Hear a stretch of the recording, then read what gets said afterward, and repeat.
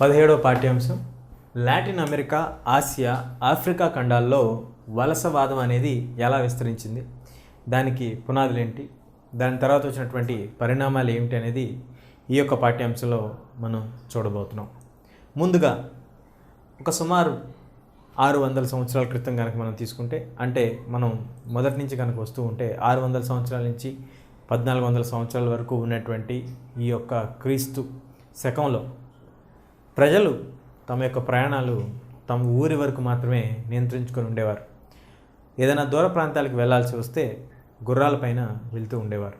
కాబట్టి ఎక్కువ దూరాలు వారికి తెలిసేటువంటి ఆస్కారం లేనటువంటి పరిస్థితి. కానీ 14వ శతాబ్దం వచ్చేసరికి ఐరోపా ఖండం నుంచి ఆసియా ఖండానికి ఉన్నటువంటి దేశాల మధ్య వ్యాపార సంబంధాలు బాగా పెరుగుతూ వచ్చాయి. దానికి ఉదాహరణగా మనం చెప్పుకోవాలంటే ఇటలీ నుంచి చైనాలో ఉంటున్నటువంటి సిల్క్, పోర్సిలైన్, పింగాణి ఇవన్నీ కూడా ఎగుమతులు దిగుమతులు సాగుతూ వచ్చాయి.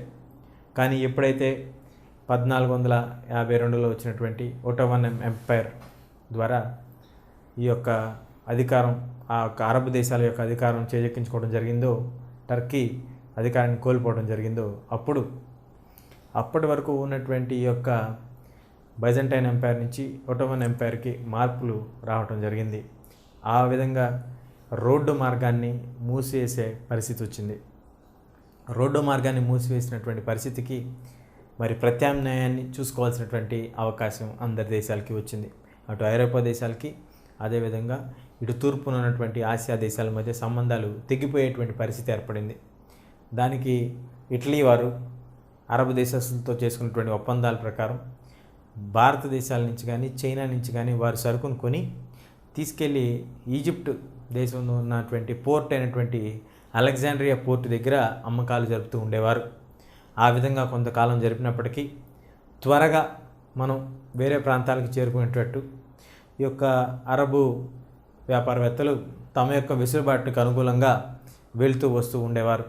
ఆ విధంగా వ్యాపారాలు కొంత తగ్గినట్టుగా మనం చెప్పుకోవచ్చు. ఈ విధంగా ఉన్నటువంటి పరిస్థితి నుంచి మార్పు రావాలని చెప్పి ప్రతి ఒక్కరూ కొత్త మార్గాలను కనుక్కోవాలనేటువంటి ఆలోచనని ప్రేరేపితం చేశారు.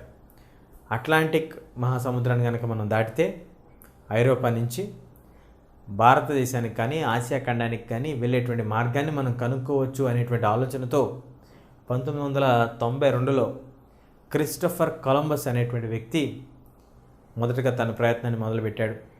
తాను అట్లాంటిక్ మహాసముద్రాన్ని దాటి తూర్పుకు వెళ్ళాల్సింది బదులు పశ్చిమానికి వెళ్ళటం జరిగింది.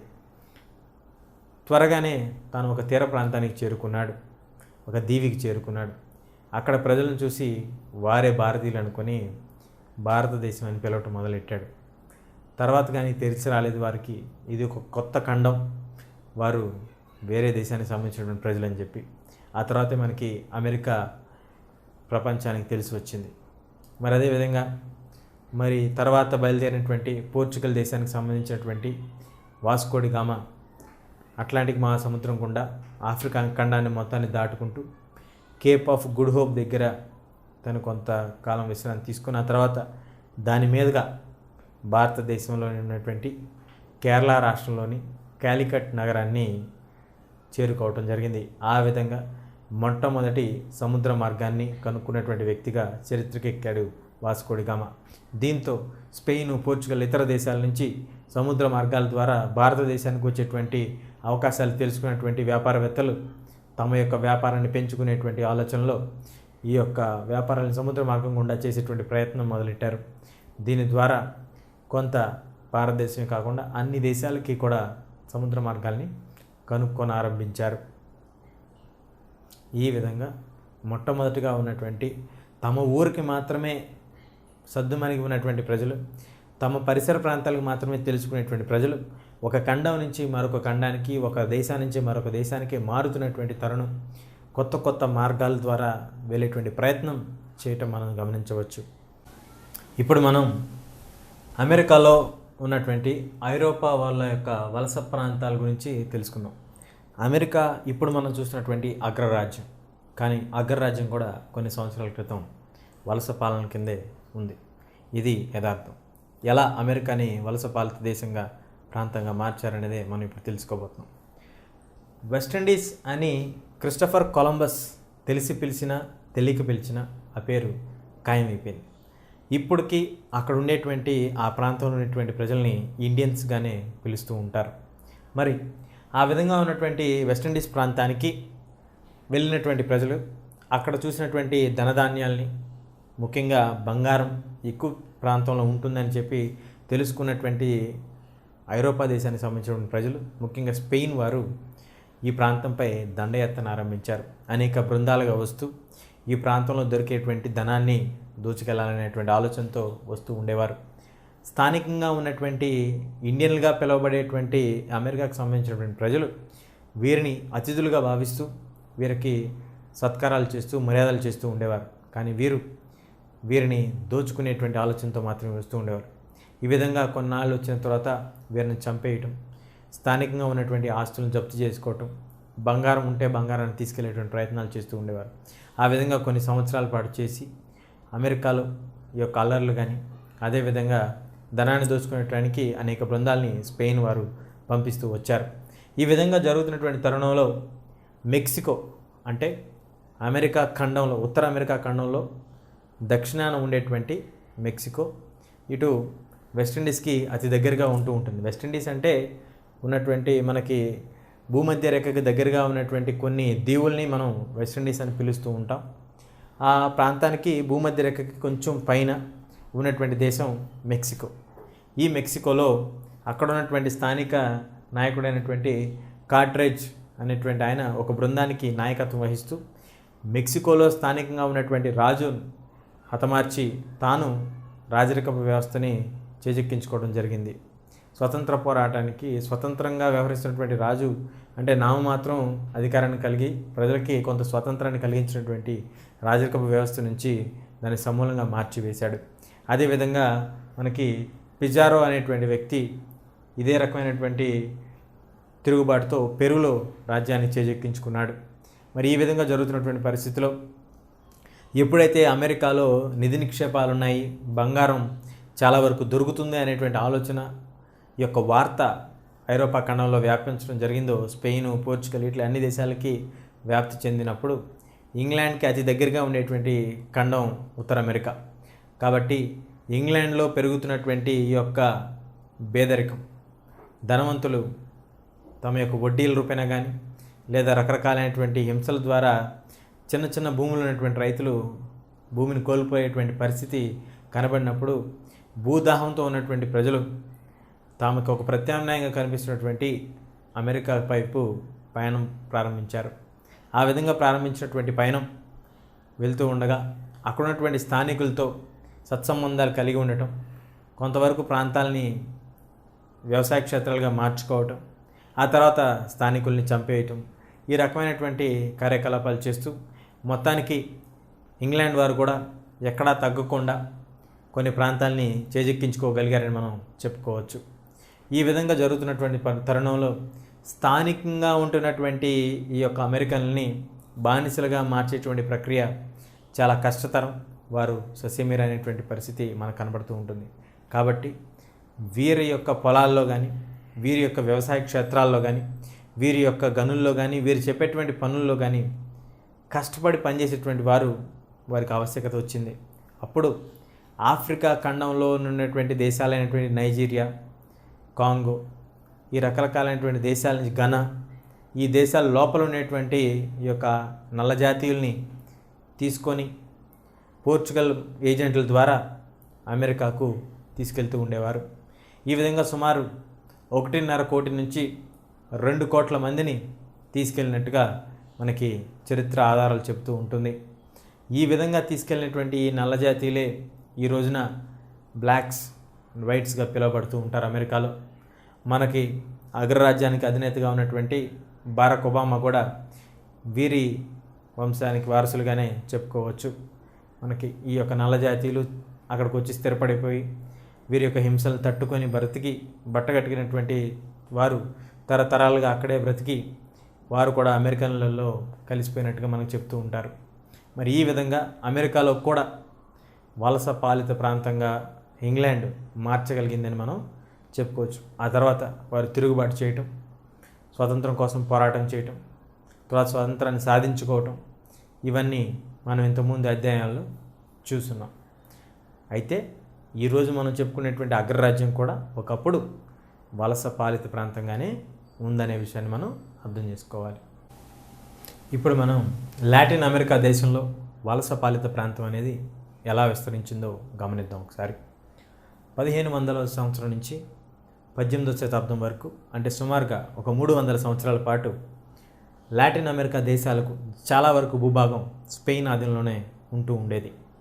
స్పెయిన్లో ఉన్నటువంటి స్థానికులు ఎంతోమందిని లాటిన్ అమెరికాలో నివసించేటువంటి ఎంతోమంది స్థానికుల్ని స్పెయిన్ వారు అక్కడ ఉన్నటువంటి ప్రజల్ని చంపేసినట్టుగా మనకి చరిత్రలో ఆధారాలు దొరుకుతూ ఉంటాయి.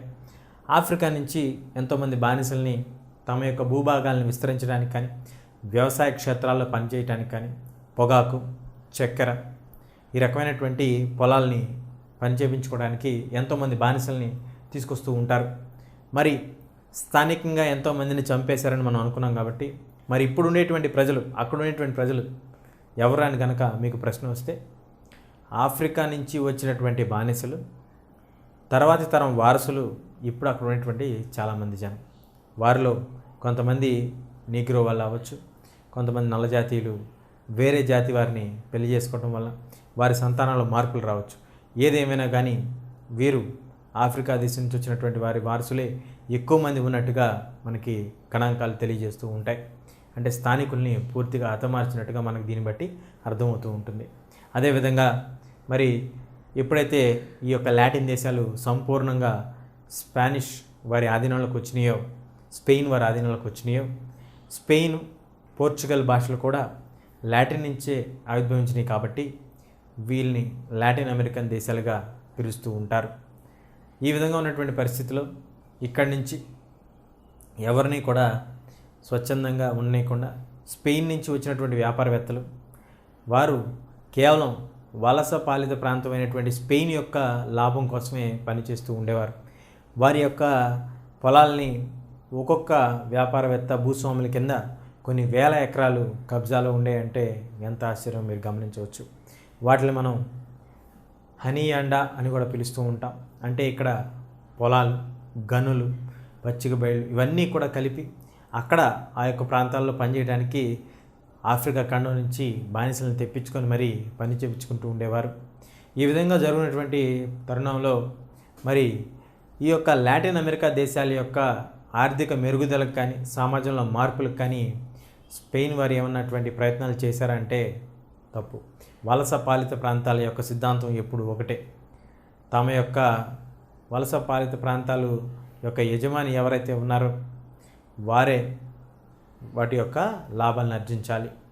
ముఖ్యంగా వారికి కావలసినటువంటి వనరులన్నీ కూడా చాలా తక్కువ ధరతో సమకూర్చుకోవటం, అదేవిధంగా కావాల్సినటువంటి మంది బానిసలు శ్రమ శక్తి రూపంలో వారికి అందుబాటులో ఉండటంతో వీరు చాలా వరకు లాభాలను ఆర్జించగలిగారని మనం చెప్పుకోవచ్చు. ఇది చాలా తీవ్రమైనటువంటి పరిణామాలకు దారితీసింది. తర్వాత లాటిన్ అమెరికా దేశాల యొక్క స్వంత ఆస్తులు దెబ్బతినేటువంటి పరిస్థితి, ఏది ఏమైనా గుత్తాధిపత్యానికి చోటు చేసుకుంది. మొత్తం లాటిన్ దేశాల మొత్తం ఆధీనం కూడా స్పెయిన్లో ఉన్నటువంటి క్యాపిటల్ ముఖ్య నగరమైనటువంటి మాద్రిడ్ నుంచే జరిగేవి. స్పెయిన్ దేశం యొక్క లాభాపేక్షతోనే లాటిన్ అమెరికా దేశాల్లో వ్యాపారాలు చేసుకుంటూ ఉండేవారు. స్పెయిన్ రోజు రోజుకి ఆర్థికంగా చాలా వరకు అభివృద్ధి చెందుతూ వచ్చింది. స్థానికంగా ఉన్నటువంటి ప్రజలు చిన్న పెద్ద విప్లవాలు తీసుకొచ్చినప్పటికీ, ఉద్యమాలు చేసినప్పటికీ పోర్చుగల్ ప్రజల దగ్గర ఉన్నటువంటి యుద్ధ సామగ్రి కానీ, అదేవిధంగా టెక్నాలజీ కానీ, ఇవన్నీ సైన్యం కానీ వీరిని తూట్ల కింద నాశనం చేసేవారు. అందువలన వీరు ఏ విధమైనటువంటి విప్లవాలు చేసినా వారి ముందు నిలవలేనటువంటి పరిస్థితి నెలకొనింది. ఈ విధంగా ఉన్నటువంటి పరిస్థితులు స్పెయిన్ రోజు రోజుకి ఆర్థికంగా పుంజుకుంటూ ఉంది. గుత్తాధిపత్యంతో అక్కడ ఉన్నటువంటి భూస్వాములు కూడా ఆర్థికంగా బలపడుతున్నారు. కావలసినటువంటి బానిసలు చేతిలో ఉన్నారు పని జరిపించుకోవడానికి. రోజు రోజుకి ఆ దేశాల్లో ఉండేటువంటి ప్రజల యొక్క ఆర్థిక పరిస్థితి క్షీణిస్తూ వచ్చింది. పేదరికంతో అల్లాడుతూ ఉన్నటువంటి పరిస్థితి మనకు కనబడుతూ ఉంటుంది. ఆర్థిక విధానాలపై పూర్తి నియంత్రణ కలిగినటువంటి స్పెయిన్ ప్రభుత్వం, స్పెయిన్ రాజరిక వ్యవస్థ ఒక చిన్న మేకుకు సంబంధించినటువంటి పరిశ్రమను కూడా లాటిన్ దేశాల్లో ఎక్కడ కూడా నెలకొల్పకుండా చర్యలు తీసుకునేవారు. అంటే ఎంత కట్టుదిట్టమైనటువంటి నియంత్రణ ఉండేదంటే అసలు వారికి ఎటువంటి స్థానిక అవసరాలు, చిన్న చిన్న అవసరాలకైనా సరే పూర్తిగా తమపైనే ఆధారపడి ఉండాలనేటువంటి ఆలోచన కలిగినటువంటి ఈ యొక్క రాజరికపు వ్యవస్థ ప్రజలు ఎప్పుడైతే స్పెయిన్ ప్రజలు ఈ యొక్క బ్రెజిల్లో కానీ, పెరులో కానీ, చిల్లు కానీ ఉంటూ ఉన్నారో వీరు గమనించినటువంటి ఈ యొక్క పరిస్థితిని వారు స్థానికులతో కలిసిపోయి రాజరిక వ్యవస్థకి వ్యతిరేకంగా ఆలోచనలు చేయటం మొదలెట్టారు. అదే సమయంలో జరిగినటువంటి ఫ్రెంచ్ విప్లవం, అందులో వచ్చినటువంటి స్వేచ్ఛ, స్వాతంత్రం, సౌభ్రాతృత్వం ఇవన్నీ కూడా మనకు కూడా కావాలి, మనందరం కలిసికట్టుగా ఉంటే జయించగలం అనేటువంటి ఆలోచన స్ఫూర్తి వారందరిలో నింపుకుంటూ వచ్చింది. అందువలన 1810వ సంవత్సరం నుంచి విప్లవాలు జరుగుతూ వచ్చాయి.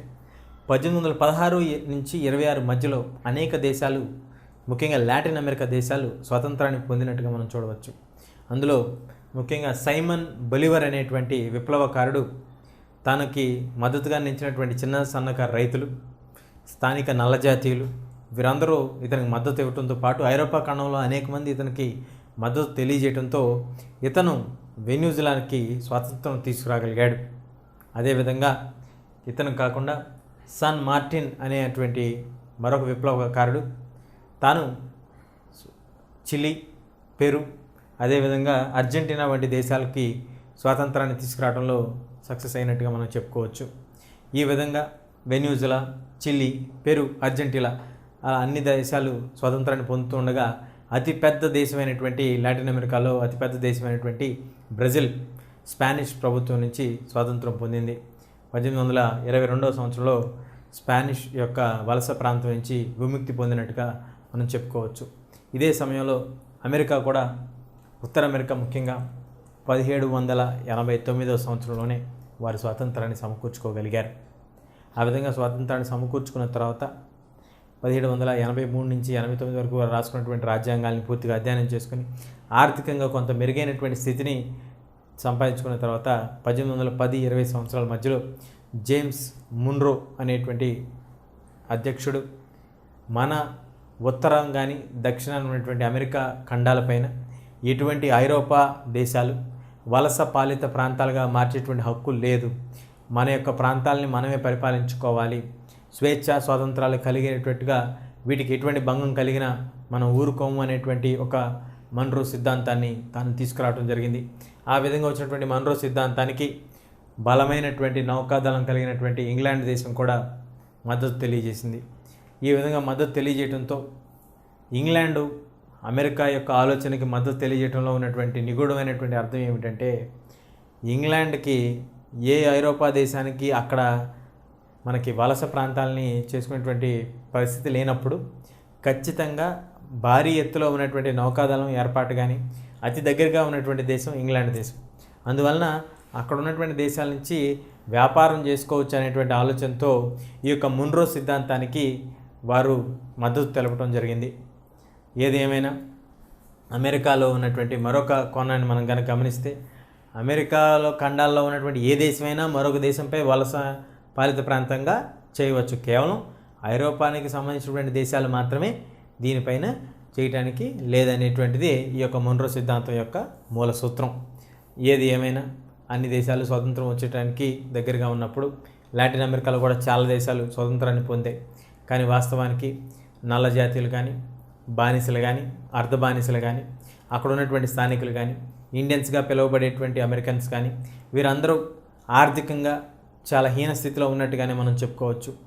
వలస పాలిత దేశాలన్నీ కూడా తమకు కావాల్సినటువంటి వనరుల్ని పూర్తిగా దోచుకున్నాయే కానీ ఏ దేశాన్ని కూడా అభివృద్ధి చేయాలి అనేటువంటి ఆలోచనని కలిగి లేవు.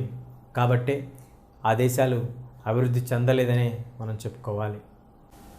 ఇప్పుడు మనం ఆసియాలో ఐరోపా దేశాల యొక్క వలస పాలన గురించి తెలుసుకుందాం.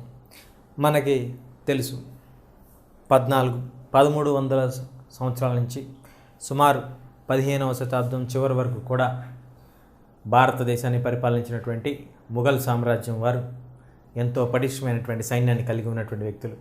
కాబట్టి విదేశాల నుంచి ఎటువంటి తిరుగుబాట్లు వచ్చినా, ఎటువంటి సైన్యాలు దండయాత్రకు వచ్చినా సరే చాలా ధైర్యంతో వాళ్ళని ఎదిరించేవారు, విజయాన్ని సాధించేవారు. పలుమార్లు పోర్చుగల్ దేశస్తుల్ని, అలాగే ఐరోపా ఖండాల నుంచి వచ్చినటువంటి అనేక సైన్యాల్ని ఎదిరించగలిగారు. కానీ మన యొక్క సముద్ర సామ్రాజ్యాన్ని మాత్రం మొట్టమొదటి స్థాపించినటువంటి దేశం పోర్చుగల్. సముద్ర సామ్రాజ్యం అంటే ఏమిటి అసలు? సముద్ర సామ్రాజ్యం అంటే మన భారతదేశం చుట్టూ ఉన్నటువంటి అరేబియా మహాసముద్రం, బంగాళాఖాతం, హిందూ మహాసముద్రం, అలాగే పసిఫిక్ మహాసముద్రంలో ఉన్నటువంటి దక్షిణానికి వచ్చేటువంటి భాగంలో ప్రయాణించేటువంటి ప్రతి నౌక కూడా కొంత శాతాన్ని పన్నుగా చెల్లించేటువంటి చట్టాన్ని పోర్చుగల్ దేశం తీసుకొచ్చింది. ఆ విధంగా చెల్లించినటువంటి పక్షంలో ఆ యొక్క నావపై లేదా ఆ యొక్క బోటుపై, ఆ యొక్క షిప్పుపై దండయాత్రకు వచ్చి దాన్ని కొల్లగొట్టడం చేసేవారు. ఈ యొక్క సముద్ర సామ్రాజ్యాన్ని మొట్టమొదటిగా ఎదిరించినటువంటి దేశం ఇంగ్లాండ్, ఆ తర్వాత హోలాండ్.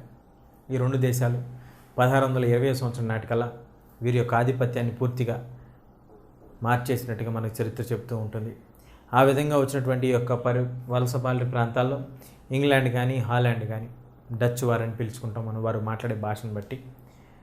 తర్వాత అది డెన్మార్క్గా అవతరించడం జరిగింది. ఈ విధంగా ఉన్నటువంటి దేశాల్లో డెన్మార్క్ కాదు, నెదర్లాండ్స్గా అవతరించడం జరిగింది. ఈ విధంగా ఉన్నటువంటి దేశాల్లో అనేక రకాలైనటువంటి కంపెనీలుగా విడిపోయి వ్యాపారాలు చేస్తూ ఉండేవారు. ఈస్ట్ ఇండియా కంపెనీ అనేటువంటి పేరు మనం కూడా వినే ఉంటాం.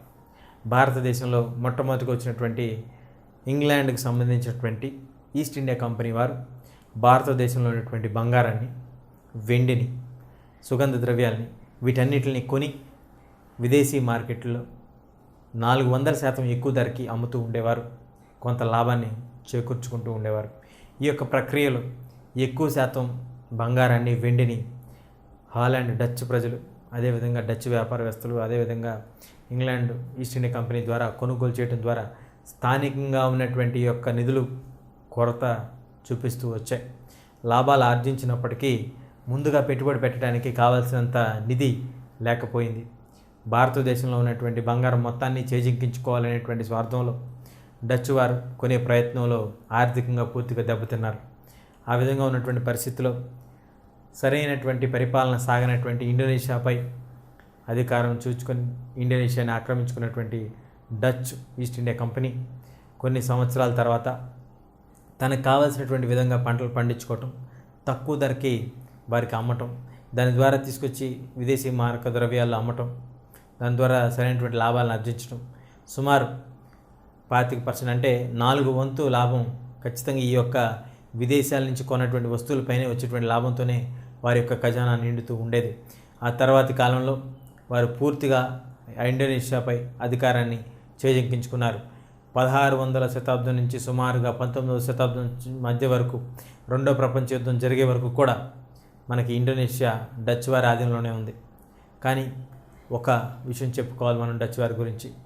డచ్ వారు మొదట్లో వలస పాలిత ప్రాంతాల యొక్క చట్టాల ప్రకారమే, నియమాల ప్రకారమే పూర్తిగా తమ యొక్క బాగు కోసమే ప్రయత్నం చేసినప్పటికీ తర్వాతి కాలంలో పూర్తిగా ఆధీనంలో తీసుకున్న తర్వాత తమ యొక్క వ్యాపారవేత్తల్ని ఇండోనేషియాలో వ్యాపారాలు చేసుకోవడానికి కాఫీ, టీ ఆకు, సుగంధ ద్రవ్యాలు, అదేవిధంగా మసాలాకు సంబంధించినటువంటి, రబ్బర్కు సంబంధించినటువంటి పరిశ్రమల్ని నెలకొల్పడానికి కొంత ఊతాన్ని ఇచ్చినట్టుగా మనకి చరిత్ర చెప్తూ ఉంటుంది.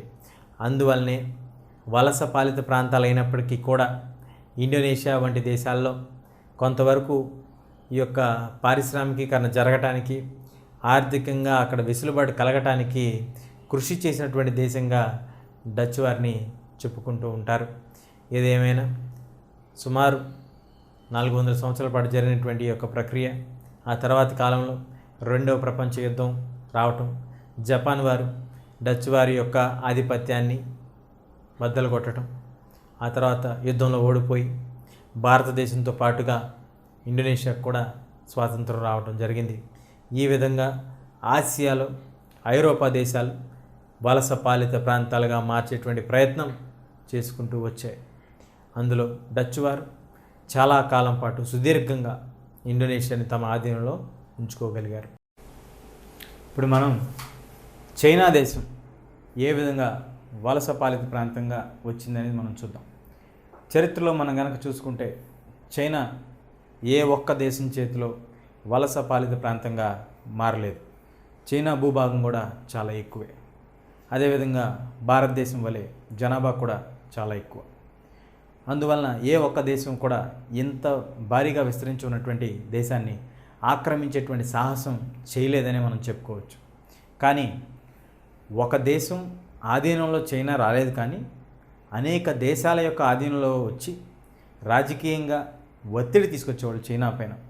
తమకి సానుకూలంగా షరతులను మార్చమని, తమకు కావాల్సిన విధంగా ఒప్పందాలు చేసుకునేటట్టు తీసుకొచ్చారు షరతుల్ని. వాస్తవానికి చైనా వారు అన్ని భూభాగం చాలా పెద్దది కాబట్టి కావాల్సినటువంటివన్నీ కూడా తమంతట తామే పండించుకునేవారు. తమకు కావాల్సిన వస్తువులన్నీ తమ దగ్గరే ఉండే. వారు పట్టు, అదేవిధంగా టేయాకుని విదేశాలకి కొంతమందిని గుర్తించి మరి వారిని రాజులు గుర్తించి వారిపైన నిఘా పెట్టి మరి వారి ద్వారా వ్యాపారాలు చేసుకునేవాళ్ళు. అంటే దీనివల్ల ఎటువంటి తెలియని విదేశీ వ్యాపారస్తుడు కూడా వారు వ్యాపారం చేసేవాళ్ళు కాదు. అదేవిధంగా ఏ ఒక్క దేశంతోనూ వాళ్ళు వ్యాపార సంబంధాలు పెట్టుకోవడానికి మక్కువ చూపేవారు కాదు. ఈ విధంగా ఉన్నటువంటి పరిస్థితిలో బ్రిటిష్ వారు చైనాతో వ్యాపారం చేయాలి అని వస్తే వారికి ఏమీ ఇవ్వాలన్నా బంగారంలో రూపాయన కానీ వెండి రూపాయన కానీ చెల్లించాల్సి ఉండేది. అందువలన తిరిగి చైనా వారికి ఇటు ఇంగ్లాండ్ నుంచి కానీ లేదా ఇతర ఐరోపా దేశాల నుంచి ఎటువంటి వస్తువులు ఆవశ్యకత లేకపోవటం కూడా వారికి కొంత ఇబ్బందిగా అనిపించేది. ఇంగ్లాండ్ వారికి ఖచ్చితంగా బంగారాన్ని చెల్లించాల్సి వస్తే ఎన్నో దేశాల నుంచి కొల్లగొట్టించినటువంటి బంగారాన్ని కష్టపడి చెల్లించాల్సి వచ్చినట్టుగా అనిపించేది వారికి. ఈ విధంగా ఉన్నటువంటి పరిస్థితికి పరిష్కారాన్ని కనుక్కోవాలి అనేటువంటి ఆలోచనలో ఉన్నటువంటి ఇంగ్లాండ్ ప్రభుత్వం ఒక విషయాన్ని కనుగొన్నారు. ఏమిటా విషయం అంటే, ఇంగ్లాండ్లో చైనాలో డిమాండ్ ఉన్నటువంటి నల్లమందు పక్కన ఉన్నటువంటి భారతదేశంలో విరివిగా పండుతుంది. కాబట్టి వారికి బంగారాన్ని చెల్లించే బదులు చైనాలో భారీగా అమ్ముడుపోయేటువంటి యొక్క నల్లమందుని పక్కన ఉన్నటువంటి భారతదేశంలో ఉన్నటువంటి యొక్క రైతుల్ని బలవంతంగా పండించి వారి దగ్గర నుంచి తక్కువ మొత్తంలో దాన్ని తక్కువ ధరకి ఎక్కువ మొత్తాన్ని కొని ఆ తర్వాత దాన్ని తిరిగి చైనాలో అమ్ముకుంటే మనకి అక్కడి నుంచి వచ్చేటువంటి లాభాన్ని నేరుగా ఇంగ్లాండ్కి తీసుకువెళ్ళొచ్చు కదా.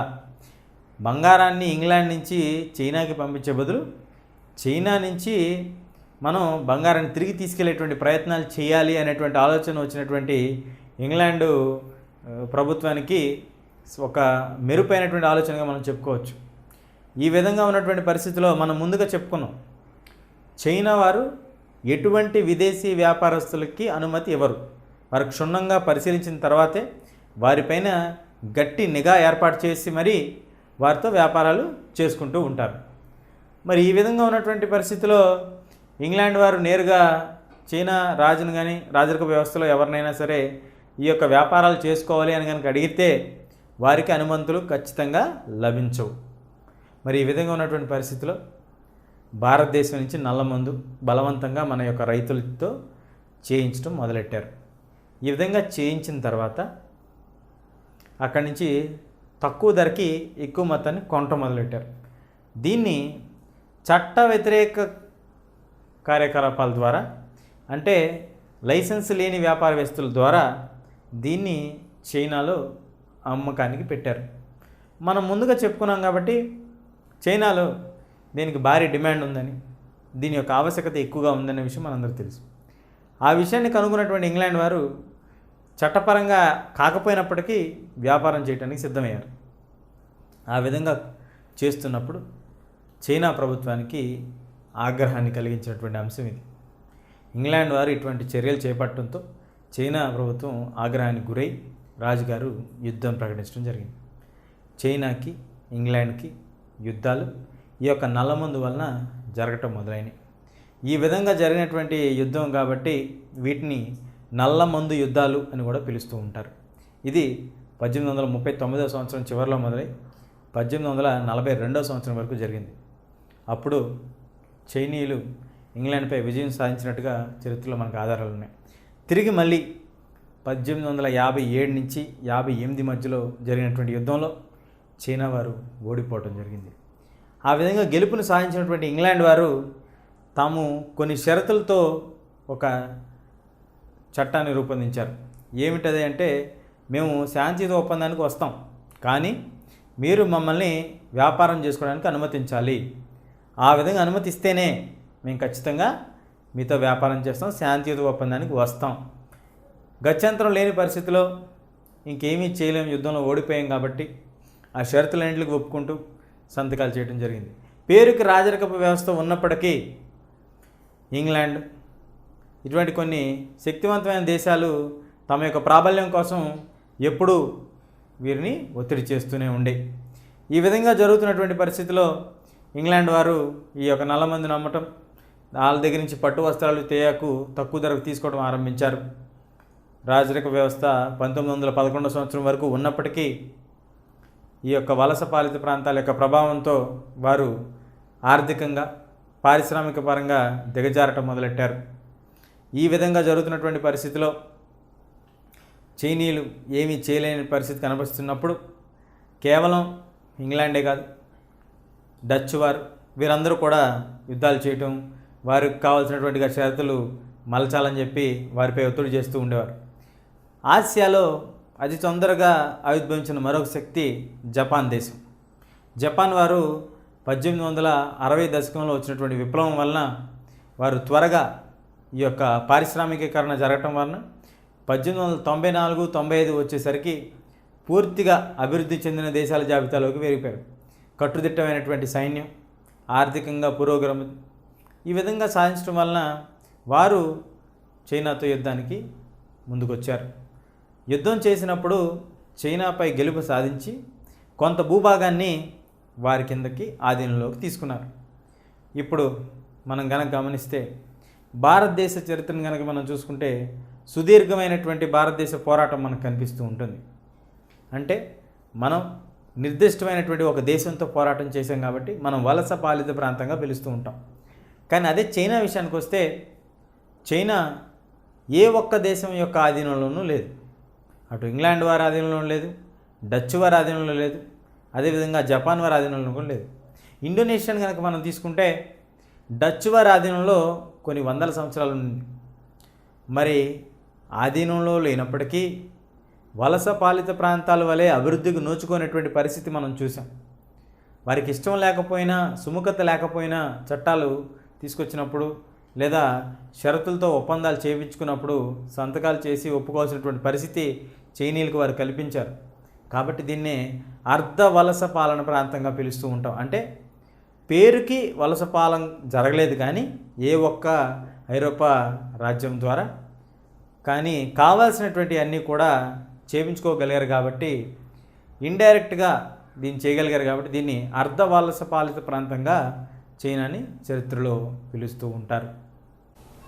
ఇప్పుడు మనం ఆఫ్రికాలో వలసవాదం అసలు ఎలా పుట్టింది, ఎందువలన మనకి ఐరోపా ఖండంలో ఇటు అమెరికాని కానీ సుదూరంగా ఉన్నటువంటి దక్షిణ అమెరికాని కూడా ఐరోపా ఖండం నుంచి వెళ్ళి ఆపారు.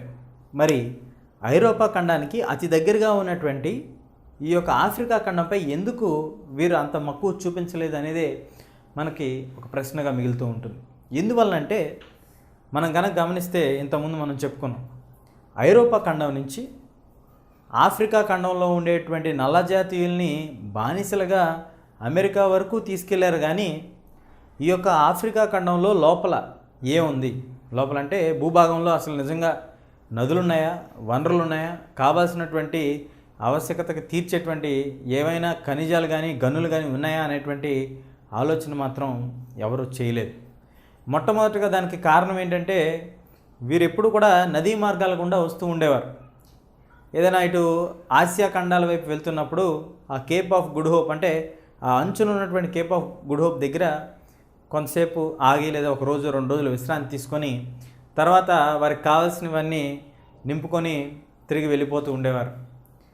నదులు ఎక్కువగా ఉన్న ప్రాంతంగా మాత్రం తెలుస్తుంది. ఇది ఎంత పీఠభూమి కాబట్టి నదులు ఎత్తు పొలాలతో వస్తూ ఉన్నట్టుగా గుర్తించారు.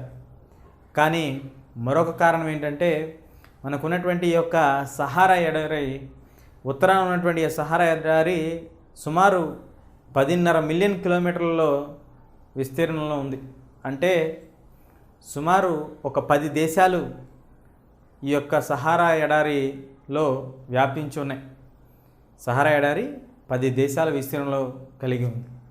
కాబట్టి ఎడారిని దాటి ఇటు వచ్చేటువంటి పరిజ్ఞానం కానీ వాడేటువంటి ఈ యొక్క మెషిన్స్ కానీ ఏమీ లేవు. అంతకుముందు గుర్రాల ద్వారా వచ్చేవాళ్ళు లేదా సముద్ర మార్గం గుండా వచ్చేవారు. కానీ ఈ సముద్రం దాటి ఇక్కడి నుంచి మనం ఏదైనా తీసుకువెళ్ళచ్చు అనేటువంటి ఆలోచన అప్పటికి లేదు. ఒకటి ఎడారి, 2 దట్టమైనటువంటి అడవులతో నిండి ఉన్నటువంటి ఈ యొక్క మధ్య దక్షిణ ఆఫ్రికా ఒక రకమైనటువంటి కొత్త జబ్బులకి నెలవుగా ఉండేది. దానివలన కూడా చాలా సంవత్సరాల వరకు, అంటే సుమారు 19వ శతాబ్దం వచ్చే వరకు కూడా మనకి ఆఫ్రికా ఖండం గురించి పెద్దగా తెలియదని చెప్పుకోవాలి. మనకి ఆఫ్రికా ఖండం గురించి పెద్దగా తెలియదు కాబట్టి దీన్ని చీకటి ఖండంగా కూడా పిలిచేవాళ్ళం, లేదా డార్క్ కాంటినెంట్ అని కూడా పిలుస్తాం ఇంగ్లీష్లో అయితే. ఈ విధంగా ఉన్నటువంటి పరిస్థితిలో ఒక రకమైనటువంటి మార్పు వచ్చింది. 1950వ సంవత్సరం వచ్చేపాటికి ఆఫ్రికా ఖండంలో మొత్తం అన్ని దేశాలని కూడా ఐరోపా దేశాలు వలసపాలిత ప్రాంతాల కింద మార్చేశాయి. ఏమిటి ఈ మార్పుకి వచ్చినటువంటి అంశాలు ఏమిటి? ఎందువలన నిన్న మొన్నటి వరకు కూడా ఆ దేశాల వైపు తిరిగి చూడనటువంటి ఐరోపా దేశాలు ఉన్నట్టుండి ఎందుకు ఈ విధమైనటువంటి మార్పు చోటు చేసుకుంది? వారికి ఏమైనా జ్ఞానోదయం అయిందా అంటే కాదు. దీనిపైన అధ్యయనాలు మొదలైనవి. ఏమిటా అధ్యయనాలు అంటే, డేవిడ్ లివింగ్స్టన్ స్టాన్లీ అనేటువంటి వారు వచ్చి ఆఫ్రికా ఖండంలో కూడా చాలా భూభాగం ఉంది, దాని యొక్క పటాల్ని వారు తయారు చేశారు. ఆ తర్వాత నైలు నది గురించి తెలుసుకున్నారు. నైలు నది అనేది ఒకటి సహారా ఎడారిలో కూడా ప్రవహిస్తుంది. అది మధ్యంగా ఉన్నటువంటి ఆఫ్రికా ప్రాంతం నుంచి, అంటే చాలా దూరం ప్రయాణించేటువంటి నదుల్లో మొట్టమొదటి నైల్ నది. కొన్ని దేశాల్లో అది ప్రయాణిస్తూ ఉంటుంది. ముఖ్యంగా ఈజిప్ట్కి చాలా మేలు చేసిందని మనకి చరిత్రలో కూడా ఉంది, ఇప్పటికీ కూడా నానుడిలో ఉన్నటువంటి అంశం. ఈజిప్ట్ని నైలు ఇచ్చినటువంటి వరంగా చెప్తూ ఉంటారు, లేకపోతే అది కూడా బహుశా ఎడారిగానే ఉండేదేమో. ఈ విధంగా ఉన్నటువంటి పరిస్థితిని అధ్యయనం చేస్తూ వాస్తవాలు బయటకు వచ్చినాయి. ఏమిటా వాస్తవాలంటే, మనకి క్రైస్తవ మతాన్ని వ్యాప్తి చేయటానికి కొన్ని సంఘాలు కూడా అక్కడికి వెళ్ళటం జరిగింది. అక్కడ ఉండేటువంటి ప్రజల్ని అధ్యయనం చేయటం జరిగింది. వారు ఒక రకమైనటువంటి అమాయకులు. వారికి మనకున్నటువంటి పరిజ్ఞానం వారికి లేకపోయింది. ముఖ్యంగా ఐరోపా ఖండాలు బాగా అభివృద్ధి చెందినటువంటి దేశాలు కాబట్టి అక్కడ జ్ఞానం కూడా ఎక్కువగా ఉంది, విద్యా జ్ఞానం కూడా ఎక్కువగానే ఉంది. కానీ ఇక్కడ అంత విద్యా జ్ఞానం లేదు, అంత అవగాహన లేదు. కాబట్టి వచ్చిన వారిని చక్కగా రిసీవ్ చేసుకోవటం, అదేవిధంగా వారిని మర్యాదపూర్వకంగా తీసుకెళ్ళటం, ఇవన్నీ జరుగుతూ ఉండే. దీనికి తోడు వారికి కొత్తగా తెలిసినటువంటి విషయాలు ఏమిటంటే, మనకి రాగి, తగరం, తేయాకు, కోకు, రబ్బరు, పామాయిల్ ఇటువంటివి ఎన్నో మనకి ఆఫ్రికా ఖండంలో అందుబాటులో ఉన్నాయి. ఇవన్నీ అందుబాటులో ఉండి వలస పాలిత ప్రాంతాలని కోసం కొట్టుకుంటున్నటువంటి దేశాల్లో మొట్టమొదటి దేశాలు ఐరోపా దేశాలు. ఇంగ్లాండ్ కానీ, జర్మనీ కానీ, ఆస్ట్రియా కానీ, ఫ్రాన్స్ కానీ, ఇటు ఆసియాలో ఉన్నటువంటి జపాన్ కానీ, ఇవన్నీ కూడా వలస ప్రాంతాల కోసం వెతుక్కుంటున్నారు. ఆఫ్రికా తప్ప అన్ని ఖండాలని కూడా వారు మార్చేసుకున్నారు వలసపాలిత ప్రాంతాల కింద. అప్పుడు మనకి ముడి సరుకులు కావాల్సినటువంటి ఆవశ్యకత, ప్రతి దేశం పారిశ్రామికీకరణ జరుగుతుందంటే తక్కువ ధరకి ముడి సరుకులు దొరికేటువంటి ప్రయత్నానికి ఈ యొక్క వలసపాలిత ప్రాంతాలు అనేటువంటి అంశం పుట్టుకొచ్చింది మనకి. ఈ విధంగా జరుగుతున్నప్పుడు ఈ యొక్క ఆఫ్రికా ఖండం వాళ్ళందరికీ ఒక రకమైనటువంటి ఆనందాన్ని కలిగించింది. ఎందువలన ఇక్కడ మనకు కావాల్సినవన్నీ దొరుకుతున్నాయి, జనాలు కూడా పెద్దగా లేరు, జనసందర్భం తక్కువగానే ఉంది. అదేవిధంగా టెక్నాలజీ పరంగా చూసుకున్నా వెనుకబాటులోనే ఉంది.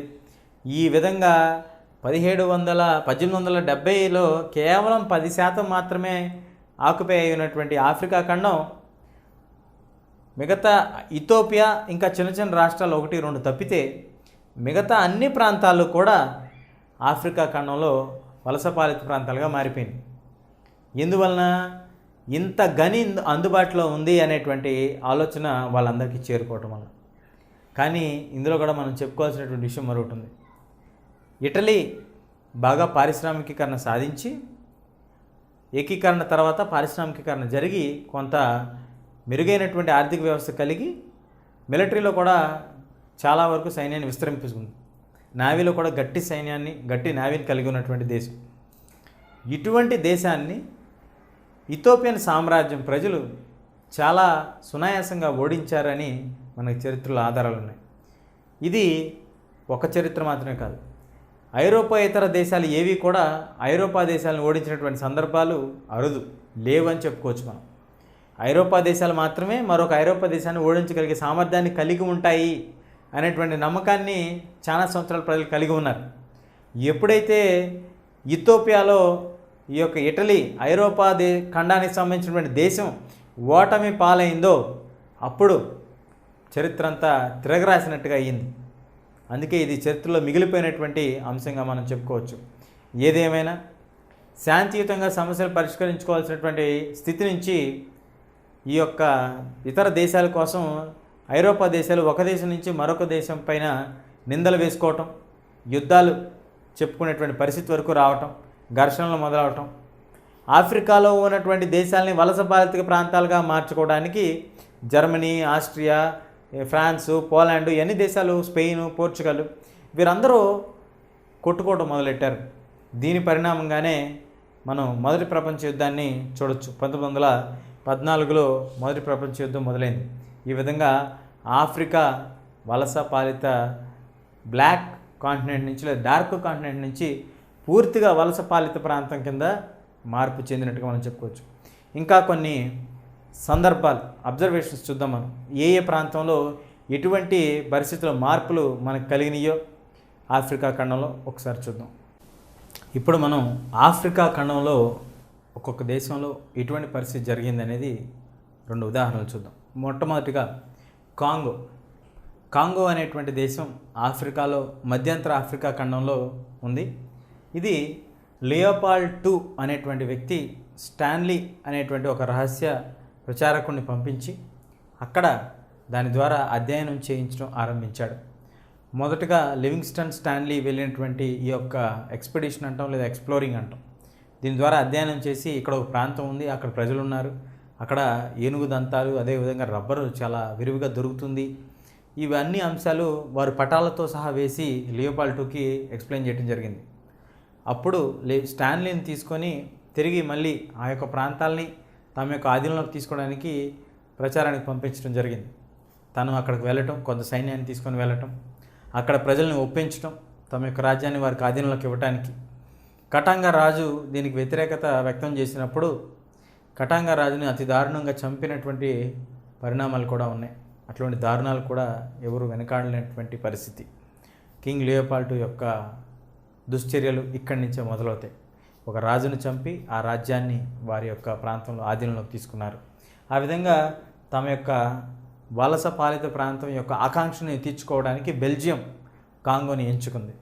కాంగో యొక్క విస్తీర్ణం కనుక మనం ఒకసారి గమనిస్తే సుమారు 23 లక్షల చదరపు కిలోమీటర్లో విస్తరించి ఉన్నటువంటి కాంగో 75 రెట్లు దానికంటే చిన్నదైనటువంటి బెల్జియం చేతిలో కొన్ని వందల సంవత్సరాలు లేదా సుమారు ఒక 70 నుంచి 80 సంవత్సరాల పాటు పరిపాలన గావించబడిందంటే చరిత్రలో ఎంత దయనీయమైనటువంటి పరిస్థితిలో ఉన్నారో ఆఫ్రికా ప్రజలు మనం అర్థం చేసుకోవచ్చు. దానికి తోడు వీరి యొక్క పరిపాలన అమానవీయంగా అతి దారుణంగా ఉంటూ ఉండేది. ఏమిటంటే కాంగో స్వేచ్ఛా రాజ్యం అని ప్రకటించి అక్కడ అధికారాన్ని లియోపాల్డ్ యొక్క స్వంత ఆధీనంలో ఉంచుకునేవాడు. తన స్వంత ఆధీనంలో ఉంచుకొని ప్రతి మనిషి ఎవరైతే కాంగోలో నివసిస్తున్నారో ప్రతి వారు కూడా రబ్బర్ని ఇవ్వాల్సినటువంటి పరిస్థితి. రబ్బర్ అంటే ఏదో ఒక చిన్న రబ్బర్ ముక్క ఇస్తే సరిపోదు. రబ్బర్ అంటే కొన్ని కేజీల రబ్బర్ రోజు వారికి తెచ్చేవారు. చెట్ల నుంచి దాన్ని తీసుకొచ్చి ఇవ్వాలి. ఇవ్వని పక్షంలో చేతులు నరికేస్తారు. అంత దారుణంగా ఉండేది పరిస్థితి. సుమారు 1.6 కోట్లు ఉన్నటువంటి జనాభా 80 లక్షల నుంచి 90 లక్షలకు పడిపోయింది. ఎంతోమందిని చంపేశారు. ఎంతోమందిని బానిసలుగా మార్చేశారు. ఏనుగులను చంపేసి ఏనుగు దంతాలను తీసుకెళ్ళిపోయారు. ఈ విధంగా ఎంతో ధనాన్ని కూడబెట్టినటువంటి కింగ్ లియోపాల్డ్ II తన యొక్క స్వంత భవనాన్ని నిర్మించడానికి తన యొక్క దేశమైనటువంటి బెల్జియంలో దీన్ని కొంతవరకు ఉపయోగించారని చరిత్రకారులు చెప్తూ ఉంటారు. ఏది ఏమైనా ఈ యొక్క మానవీయ కోణంలో ఆలోచించి నిరసనలు వ్యక్తం రావటం, ఇటు ఆఫ్రికా ఖండంలో మరి అదేవిధంగా ఐరోపాలో కూడా కొంత వ్యతిరేకత రావటం, స్వంత దేశం నుంచి కూడా ప్రజల నుంచి కూడా కొంత వ్యతిరేకత రావడంతో ఆ దేశం యొక్క పార్లమెంటు రాజుగారి యొక్క ఈ రాజ్యాన్ని అంతమొందించాల్సినటువంటి పరిస్థితి వచ్చింది. ఇదే విధంగా ఫ్రెంచ్ వారు ఆక్యుపై చేసుకున్నటువంటి కాంగోలో కూడా ఫ్రెంచ్ కాంగోలో కూడా ఇదే పరిస్థితి కొనసాగుతుంటే ఆ స్థానికంగా ఉండేటువంటి యొక్క ఆఫ్రికా ప్రజలు చాలా వరకు అంతమొందినట్టుగా చరిత్రలో ఆధారాలు దొరుకుతూ ఉంటాయి. ఇప్పుడు మనం దక్షిణాఫ్రికాలో జరిగినటువంటి మరొక ఉదాంతాన్ని చూద్దాం.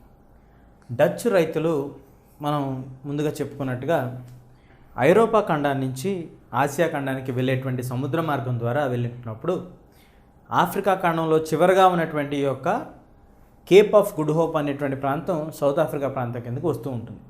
ఆ యొక్క ప్రాంతంలోనే వీరు కొంతవరకు కావాల్సినటువంటి సామాగ్రిని కొనుక్కోవటం కానీ వాడుకోవటం కానీ చేస్తూ ఉండేవారు. ఆ విధంగా ప్రయాణించి కొన్ని సంవత్సరాలకి డచ్ రైతులు కొంతమంది అక్కడ స్థిరపడటం జరిగింది. ఆ విధంగా స్థిరపడినాక అక్కడ ఉన్నటువంటి యొక్క స్థానికంగా ఉన్నటువంటి సౌత్ ఆఫ్రికా ప్రజలతో వీరికి మధ్య కొన్నాళ్ళకి ఘర్షణలు ఏర్పడటం, ఈ యొక్క డచ్ రైతులు వారిపై గెలుపుని సాధించి పట్టును సాధించి ఆ ప్రాంతాలని వీరి ఆధీనంలోకి తీసుకోవటం, అక్కడ వీరు వ్యవసాయం చేసుకుంటూ ఉండేవారు. కొన్ని సంవత్సరాలు గడుస్తున్న కొద్దీ బ్రిటిష్ వారు కూడా కొంతమంది ఇక్కడ స్థిరపడటం జరిగింది. కొంత వలసపాలిత ప్రాంతాల్లోకి రావడానికి ప్రయత్నాలు చేయడం ఆరంభించారు.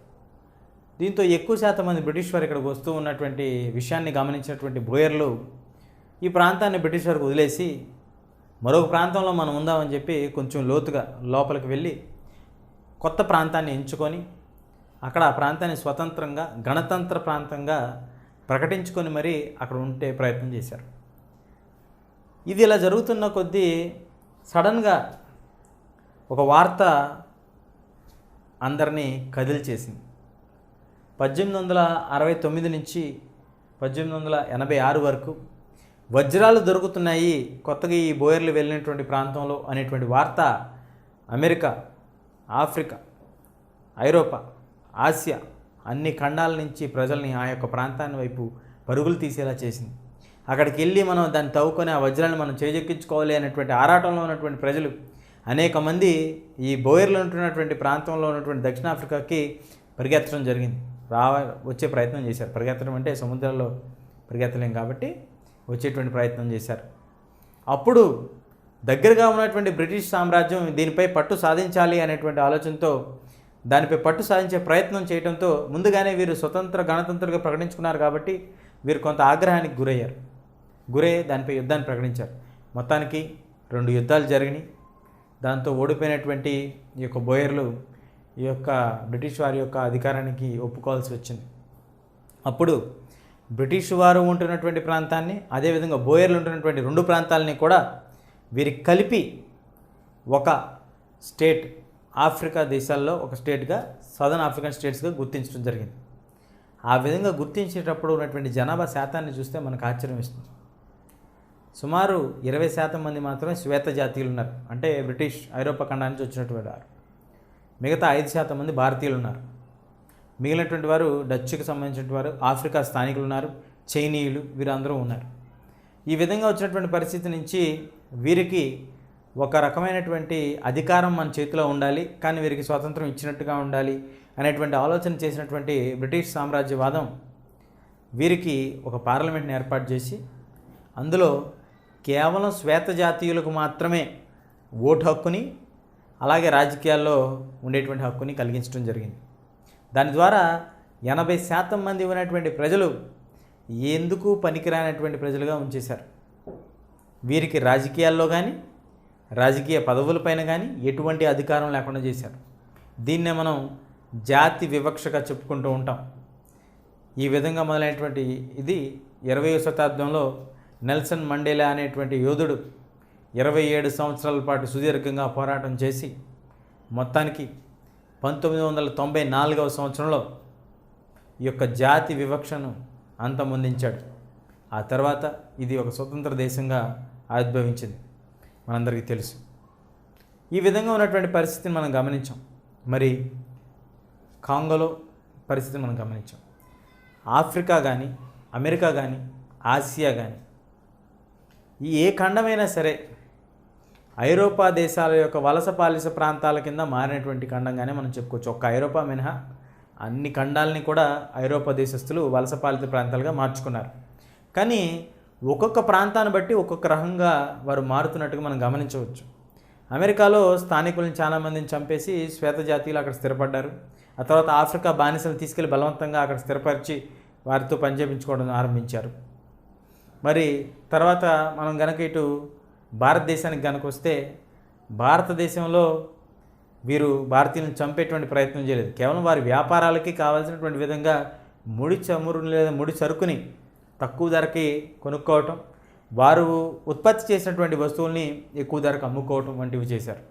మరి చైనీయుల్లో కనుక మనం చూస్తే, చైనాలో రాజకీయ ఒత్తిడి తీసుకొచ్చి వారికి కావాల్సిన విధంగా వారి వ్యాపారాలు జరిగేటువంటి ప్రాంతాలను ఎంచుకొని మరి దాని వెసులుబాటుని కలిగించుకున్నారు.